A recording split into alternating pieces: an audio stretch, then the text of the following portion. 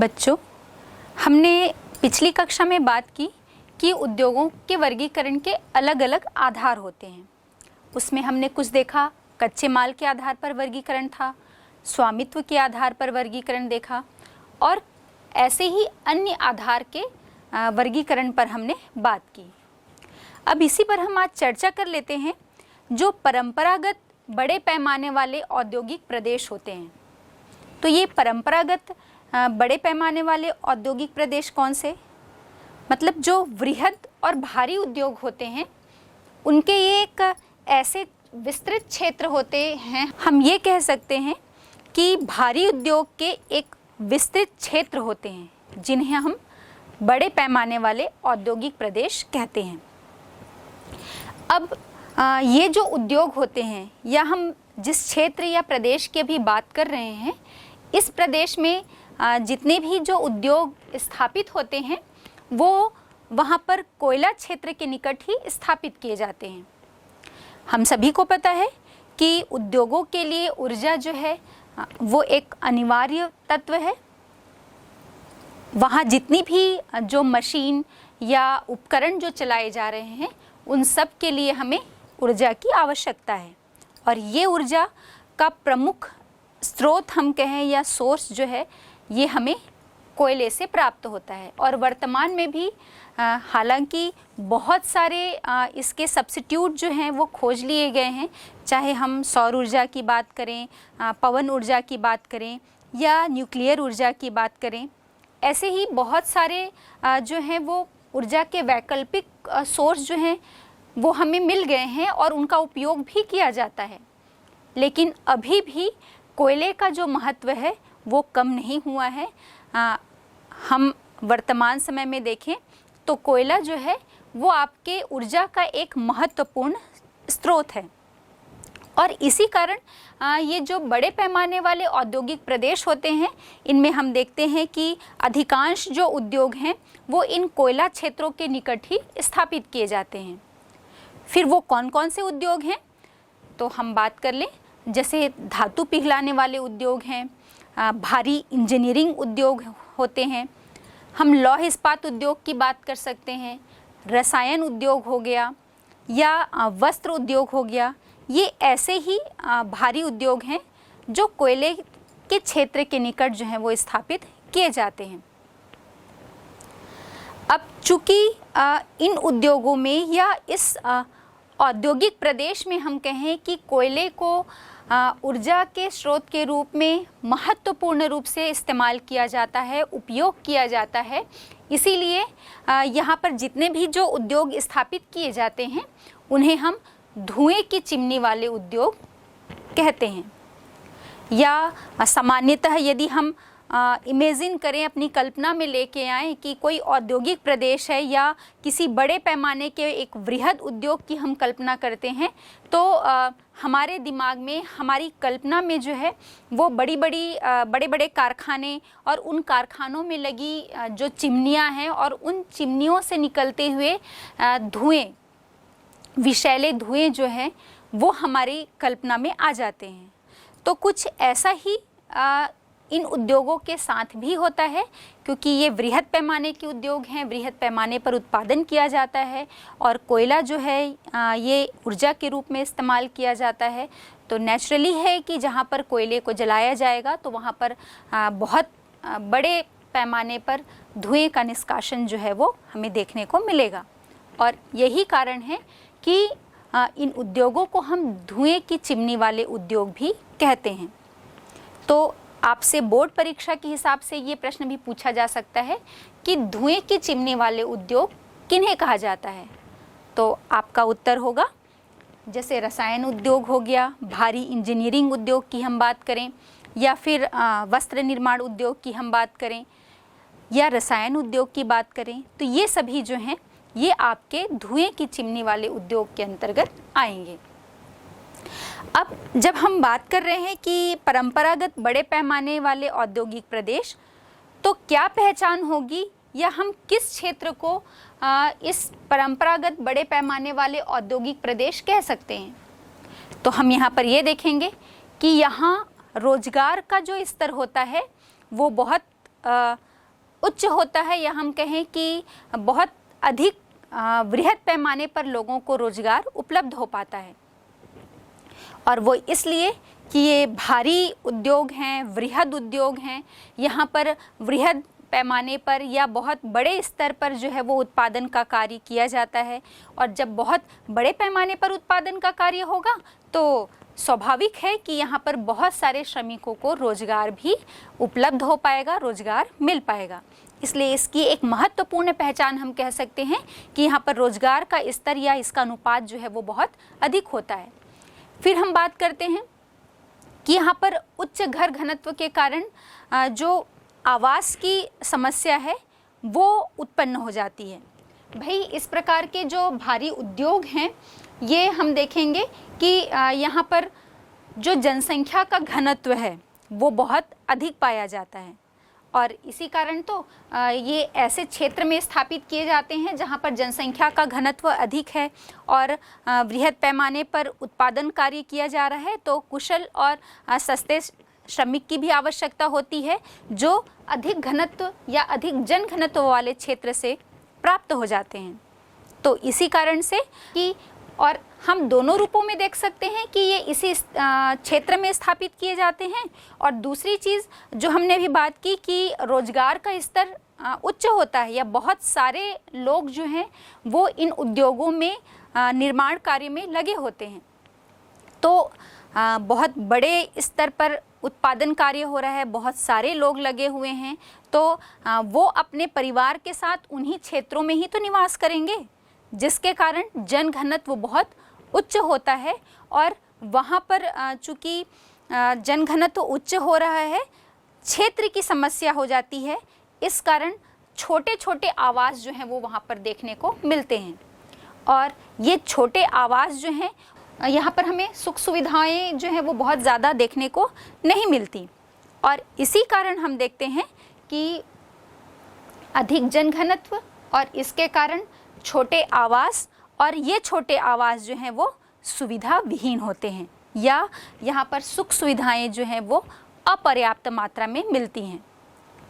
अब चूँकि पास पास स्थित घर हैं, छोटे छोटे घर हैं या सुविधा विहीन हैं, तो यहाँ पर गंदगी जो है वो बहुत अधिक होती है। और इस गंदगी के कारण पर्यावरण प्रदूषण भी होता है। एक तो छोटे आवासों के कारण, सुविधा विहीन आवासों के कारण, और दूसरा ये जो फैक्ट्रियाँ, बड़ी बड़ी फैक्ट्रियाँ या जो कारखाने हैं उनसे निकलने वाले जो धुएँ हैं उनसे पर्यावरण प्रदूषण तो होता ही है। तो यहाँ पर गंदगी और साथ ही साथ पर्यावरण प्रदूषण भी बहुत अधिक मात्रा में देखने को मिलता है। अब इसकी एक और पहचान हम कह सकते हैं, ये तो हमें इस औद्योगिक प्रदेश में एक नज़रिए में ही यदि हम कल्पना करें तो ये सामान्य सी बात लगती है कि ये सारी विशेषताएं हमें देखने को मिल जाती हैं। और एक अन्य चीज़ कि बहुत विश्व स्तर पर अब इसकी मांग जो है वो कम होने लगी है, और कम होने से इन कारखानों के बंद होने की जो स्थिति है वो उत्पन्न हो रही है। और जब कारखाने बंद होंगे तो स्वाभाविक है कि यहाँ पर जो श्रमिक कार्य कर रहे हैं, इन श्रमिकों के सामने रोजगार की समस्या, नौकरी की समस्या जो है वो उत्पन्न हो जाएगी। तो इस कारण यहाँ पर अब बेरोजगारी की समस्या भी जो है वो उत्पन्न होने लगी है। और साथ ही साथ किसी भी क्षेत्र में बेरोजगारी जो है वो उत्पन्न हो रही है तो लोगों का जो उत्प्रवास है उस क्षेत्र से दूसरी क्षेत्र की तरफ या दूसरे प्रदेश की तरफ जो प्रवास है वो हमें देखने को मिलता है। तो यहाँ पर बेरोजगारी की समस्या के कारण उत्प्रवास भी इसकी एक महत्वपूर्ण विशेषता के रूप में हमें दिखलाई पड़ता है। अब हमने तो बात कर ली कि ये बड़े पैमाने वाले औद्योगिक प्रदेश हैं और इन क्षेत्रों में हमें कौन कौन सी विशेषताएं देखने को मिलेंगी। अब एक आध उदाहरण से हम इसे समझ सकते हैं कि ऐसा कोई क्षेत्र विश्व स्तर पर जिसे हम बड़े पैमाने के औद्योगिक प्रदेश के रूप में जिसकी पहचान करते हैं। तो इसके अंतर्गत हम बात करेंगे जर्मनी का रूर कोयला क्षेत्र। जर्मनी देश से आप बहुत अच्छी तरह से परिचित हैं, यूरोप, और यूरोप के अंदर जर्मनी। और इस जर्मनी में आपको रूर नदी जो है वो यहाँ पर दिखलाई पड़ रही होगी, और इस रूर नदी के पूरे आसपास का जो क्षेत्र है वो रूर बेसिन के नाम से जाना जाता है। और ये एक ऐसा क्षेत्र है जो हम कह सकते हैं कि कोयले और लौह अयस्क इन दोनों के दृष्टिकोण से ये रूर बेसिन जो क्षेत्र है ये बहुत संपन्न क्षेत्र है। और इसी कारण से हम कह सकते हैं कि ये सिर्फ जर्मनी ही नहीं, पूरे यूरोप की एक औद्योगिक धुरी के नाम से जाना जाता है। तो आज हम इस रूर कोयला क्षेत्र पर बात करते हैं, या रूर क्षेत्र के अंतर्गत हम बात करते हैं कि यहाँ इसकी क्या क्या विशेषताएं देखने को मिलती है, और अब वर्तमान समय में यहाँ कौन सी समस्याएं जो है वो उत्पन्न हो रही हैं। तो जर्मनी का जो ये रूर कोयला क्षेत्र है, चूँकि अभी हमने बात की कि इस रूर बेसिन में जो कोयले के भंडार हैं वो बहुत अधिक मात्रा में मिलते हैं, कोयले के दृष्टिकोण से बहुत संपन्न क्षेत्र है, इसीलिए इसे जर्मनी का काला प्रदेश भी कहते हैं।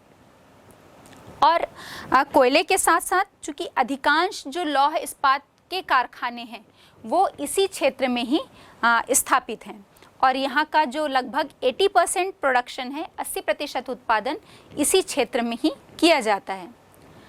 अब चूँकि कोयला और लौह इस्पात दोनों के दृष्टिकोण से ये एक संपन्न क्षेत्र है, इसलिए भी हमने देखा कि ये सिर्फ जर्मनी ही नहीं, यूरोप की भी औद्योगिक धुरी है, और हम कह सकते हैं कि पूरे यूरोप की अर्थव्यवस्था का ये प्रमुख आधार है। अब वर्तमान में यहाँ कौन कौन सी समस्याएं जो हैं वो उत्पन्न हो रही हैं। चूँकि अभी ही हमने बात की कि कोयला संपन्न क्षेत्र, और इसके कारण जितने भी जो लौह इस्पात कारखाने हैं वो यहीं पर स्थापित हैं, और लगभग 80% प्रोडक्शन जो है वो यहाँ पर होता है। तो जब यहाँ पर कोयला या लौह अयस्क की कमी देखने को मिली, तो इसे राइन नदी के माध्यम से, या हम कहें कि जल मार्ग के माध्यम से इसे उत्तरी अमेरिका के क्षेत्र से भी यहाँ पर कच्चा माल आयात करके यहाँ जो उत्पादन का कार्य है वो अनवरत रूप से जारी रहा। लेकिन अब चूँकि कोयला और लौह अयस्क ये दो ऐसे महत्वपूर्ण खनिज हैं या संसाधन हैं, हमें पता है कि अथाह रूप में हमारे पृथ्वी के भूगर्भ पर नहीं हैं। जैसे जैसे यदि हम इनका शोषण करते जाएंगे, और अविवेकपूर्ण दोहन या शोषण की हम बात करें कि बिना सोचे समझे हम इनका दोहन करते जाएंगे, तो इन फ्यूचर इसकी समस्या जो है, कमी की समस्या हमें देखने को मिलेगी। ये अपर्याप्त रूप में हमारे पास उपलब्ध हैं। तो ठीक ऐसा ही इस क्षेत्र के भी साथ हो रहा है कि बहुत समय तक तो इन्होंने आयातित या आयात करके कच्चे माल के माध्यम से ये जो लौह इस्पात कारखाने हैं या उद्योग को स्थापित किया, या इसे यहाँ पर उत्पादन का कार्य जो है वो जारी रखा। लेकिन अब ये वर्तमान में जो समस्या उत्पन्न हो रही है कि कोयला जो है उसकी मांग में कमी हो रही है, और साथ ही साथ जो लौह अयस्क है वो भी समाप्त हो रहा है। तो इसके कारण अब जल मार्ग से जितना हो सके वो कच्चे माल का आयात करके ये उत्पादन कार्य ये कर रहे थे। लेकिन अब प्रदूषण और यहाँ के जो कारखाने या उद्योग हैं उनसे औद्योगिक अपशिष्ट जो इंडस्ट्रियल वेस्टेज निकलता है, उसकी जो समस्या है वो प्रमुख रूप से यहाँ पर हमें उत्पन्न देखने को मिलती है। और यहाँ का जो इन सभी समस्याओं के कारण यहाँ के पूरे औद्योगिक ढांचे में भी हमें अब परिवर्तन देखने को मिलता है, क्योंकि उत्पादन में भी कमी आ गई है, संसाधनों में कमी देखने को मिल रही है। तो यहाँ पर जो कोयला और लौह इस्पात यहाँ की धुरी थे, अब उसकी जगह जो नए उद्योग हैं उन्होंने इसकी जगह ले ली है। अभी हमने बात की ना कि औद्योगिक ढांचे में परिवर्तन, तो कोयला और इस्पात ये दोनों के समाप्त होने के बावजूद अब औद्योगिक ढांचे में परिवर्तन के द्वारा यहाँ पर जो चूँकि ये जर्मनी और यूरोप की अर्थव्यवस्था का आधार है, तो इसे स्टेबल किया जा रहा है, या हम कह सकते हैं कि औद्योगिक ढांचे में परिवर्तन करके जैसे लौह इस्पात और कोयले की जगह अब यहाँ पर जो ओपेल कार आपने जर्मन्स कार के बारे में तो सुना ही होगा। तो यहाँ पर प्रमुख रूप से जो ओपेल कार है, इसके निर्माण या ये जो विनिर्माण उद्योग है ये विकसित हो रहा है। ओपेल कार बनाने के जो कारखाने हैं या उससे संबंधित जो हम विनिर्माण उद्योग की बात करते हैं ये विकसित हो रहे हैं। और इसके साथ ही साथ जो नए रासायनिक उद्योग हैं और शिक्षा के क्षेत्र में भी अब यहाँ उन्नति हो रही है या प्रगति हो रही है। और बहुत सारे बाहरी देश से भी लोग जो हैं वो इस क्षेत्र की तरफ आकर्षित हो रहे हैं और यहाँ पर नई नई यूनिवर्सिटीज़ जो हैं, विश्वविद्यालय स्थापित किए जा रहे हैं। तो शिक्षा के क्षेत्र में, नए नए रासायनिक उद्योग के क्षेत्र में और ओपेल कार जो है उसके संबंध में या उसका जो विनिर्माण उद्योग है वो यहाँ पर अब हमें विकसित अवस्था के रूप में देखने को मिलता है। और इसी कारण से यहाँ पर एक नए, हम कह सकते हैं, बड़े बड़े बाजार या उत्पादक क्षेत्र के रूप में ये जो जर्मनी का रूर क्षेत्र है ये अब हमें विकसित अवस्था में देखने को मिलता है। इन सब के बाद हम बात कर लेते हैं उच्च प्रौद्योगिकी उद्योग।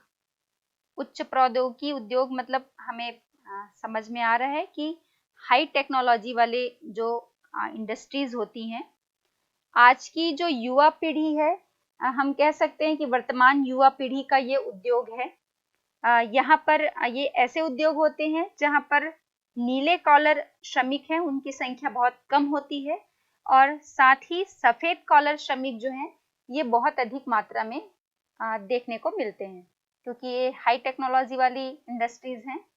आप अभी वर्तमान में देखेंगे तो यदि आपकी गाड़ी में कोई प्रॉब्लम आती है, उसका कोई पार्ट्स खराब हो जाता है और यदि आप उसे ठीक कराने के लिए लेकर जाते हैं तो यहाँ पर ऐसे कार्य करने वाले कर्मचारी आपको देखने को मिलेंगे कि उस गाड़ी का पूरा रिपेयरिंग का काम जो है वो मशीनों के द्वारा किया जाता है। और वहाँ पर जो श्रमिक मिलते हैं, कर्मचारी जो मिलते हैं, उनकी शर्ट पर एक दाग भी नहीं होता। ये जो निर्माण क्रियाएं हैं उच्च प्रौद्योगिकी के अंतर्गत, इसे हम नई पीढ़ी की देन कह सकते हैं। और ये एक ऐसे उद्योग हैं जिसमें हाई टेक्नोलॉजी की आवश्यकता तो होती ही है और साथ ही साथ इसमें रिसर्च और डेवलपमेंट इसका कार्य किया जाता है। मतलब जो भी कार्य हो रहा है इसमें रिसर्च के द्वारा नए नए जो और टेक्नोलॉजीज हैं और उसमें विकास कैसे किया जाता है इस पर कार्य किया जाता है। इस आधार पर हम कह सकते हैं कि जो उन्नत वैज्ञानिक और इंजीनियरिंग उत्पाद हैं, मतलब जितने भी इंजीनियरिंग प्रोडक्ट हैं और जो साइंटिफिक और टेक्नोलॉजिकल जो प्रोडक्ट होते हैं, ये सभी इस उद्योग के अंतर्गत आते हैं। हाँ, इसकी विशेषताओं पर हम बात करें तो हम देखेंगे कि इसमें जितने भी जो उत्पाद प्राप्त होते हैं उनमें बहुत ज़्यादा स्किल्ड जो लेबर्स हैं या हम कहें स्किल्ड कर्मचारियों की आवश्यकता होती है, स्किल्ड श्रमिकों की आवश्यकता होती है जो बहुत ही दक्ष और कुशल होते हैं अपने कार्य करने में। और संपूर्ण जितने भी यहाँ पर लेबर्स क्लास जो काम करते हैं उसका लगभग जो अधिकतर भाग है, हमने जैसा बताया कि सफ़ेद कॉलर श्रमिकों का होता है। इसमें कंप्यूटर एडेड डिज़ाइन या जिसे हम CAD कहते हैं, इसका निर्माण किया जाता है और इसके अंतर्गत जो हाई टेक्नोलॉजी है उसका प्रयोग किया जाएगा। और इसमें जो यंत्र हैं वो मानव मतलब रोबोट के द्वारा ही बहुत सारे कार्य जो हैं वो किए जाते हैं। और साथ ही साथ जो CAD की बात की, इसका भी कार्य इसमें किया जाता है। इसके अंतर्गत किए जाने वाले जो निर्माण कार्य हैं और साथ ही धातु पिघलाने और शोधन के जो इलेक्ट्रॉनिक नियंत्रण हैं और अभी अभी जो नए रासायनिक और औषधीय उत्पाद हैं वो भी इसके अंतर्गत, इस उद्योग के अंतर्गत ये महत्वपूर्ण स्थान रखते हैं। अब हम देखते हैं कि ये जो ऐसे उद्योग होते हैं ये प्रौद्योगिकी ध्रुव के नाम से जाने जाते हैं। प्रौद्योगिकी ध्रुव या जिनको हम टेक्नोपोल्स कहते हैं, चूंकि ये एक उच्च तकनीक आधारित औद्योगिक क्षेत्र हैं जो भी जहाँ पर एक प्रकार के कार्य किए जाते हैं एक तरह से कार्य किए जाते हैं, वो पूरा क्षेत्र जो है उस औद्योगिक क्षेत्र को हम कॉम्प्लेक्स कहते हैं। और जहाँ पर ऐसे कॉम्प्लेक्स जहाँ पर हाई टेक्नोलॉजी प्रोडक्शन किए जाते हैं या इस प्रकार के विनिर्माण उद्योग स्थापित होते हैं, वो प्रौद्योगिकीय ध्रुव या टेक्नोपोल्स के नाम से जाने जाते हैं। और बच्चों, आपने सिलिकॉन वैली का नाम तो बहुत अच्छी तरह से सुना होगा। हम देख पा रहे हैं मानचित्र पर भी यूएसए या संयुक्त राज्य अमेरिका में जो सिलिकॉन वैली है, सिलिकॉन घाटी है, वो इस प्रौद्योगिकीय ध्रुव टेक्नोपोल्स के लिए बहुत ही फेमस है। और जब हम अपने भारत के संदर्भ में बात करें तो भारत की जो सिलिकॉन वैली के नाम से जिसे जाना जाता है, वो आपका कर्नाटक की राजधानी बेंगलुरु है। इस क्षेत्र में हम देखते हैं इस प्रकार के जो टेक्नोपोल्स हैं या हाई टेक्नोलॉजी इंडस्ट्रीज जो हैं, वो जो प्रमुख नगर होते हैं उनके परिधि क्षेत्र में ही प्रमुख रूप से विकसित होते हैं। तो भाई ये परिधि क्षेत्र में ही क्यों विकसित होते हैं? तो इस पे हम बात करें कि चूंकि जब हम कोई भी विकसित नगर या नगर के बाहरी क्षेत्र में जाते हैं तो उस बाहरी क्षेत्र के बाद फिर एक ग्रामीण इलाका आ जाता है। तो एक प्रकार से ये दोनों को मर्ज करने का काम करता है परिधि क्षेत्र जो है। तो यहाँ पर इस क्षेत्र में बहुत अधिक कुशल श्रमिक और कुशल होने के साथ साथ सस्ते श्रमिक भी मिल जाते हैं। और दूसरी चीज, ये यातायात और संचार के साधन के दृष्टिकोण से बहुत अधिक विकसित होता है। यहाँ पर नगरीय क्षेत्र में हम देखेंगे कि भूमि का जो मूल्य है वो बहुत अधिक होता है, लेकिन इस परिधि क्षेत्र में आ जाए हम नगर के बाहरी क्षेत्र में तो हम देखेंगे यहाँ पर भूमि जो है वो सस्ती हो जाती है। यहाँ पर हम देखेंगे इस टाइप की जो उद्योग होते हैं वो बहुत ही बड़े तो होते ही हैं, बड़े बड़े भवन होते हैं, कारखाने, मिल्स जो होते हैं।